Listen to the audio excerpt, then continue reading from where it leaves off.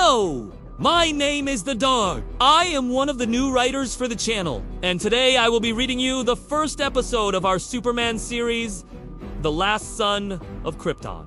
Far beyond the Earth, in the cold silence of space, the planet Krypton thrived under its red sun. A world of brilliance and pride, yet doomed by arrogance.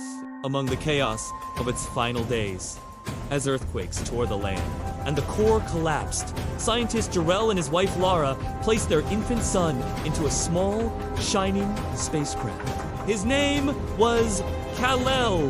With tearful resolve, they launched him away, knowing Krypton's fate was sealed.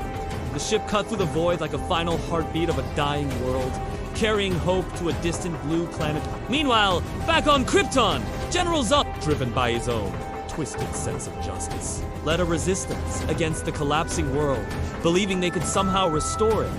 But even his strength was no match for the planet's destruction.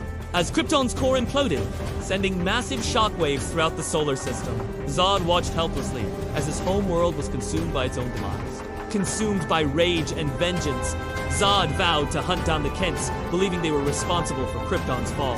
And so he too launched off into space, chasing after them. Unaware that his relentless pursuit would lead to the birth of a new world order, the baby crashed in the quiet fields of Smallville, Kansas, where a kind couple, Jonathan and Martha Kent, discovered him. To them, he was not an alien, but a miracle.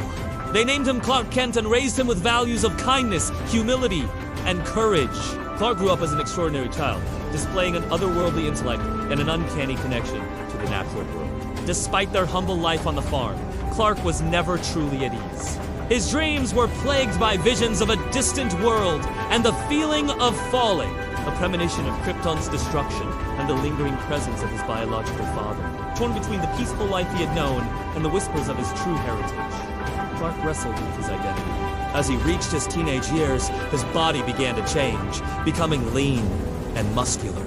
His senses sharpened and his strength grew beyond what should be humanly possible. To cope, Clark threw himself into his studies, pouring his boundless energy into books, learning everything he could about the universe and his place in it. But there were others who had been watching him, waiting for the moment when he would awaken to his full potential.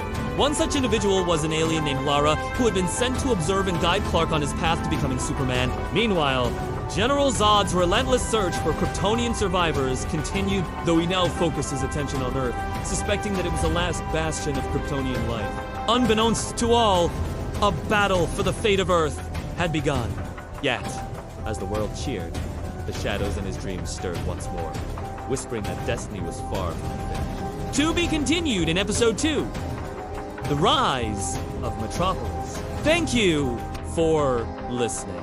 If you enjoyed this story, please like and subscribe for more content.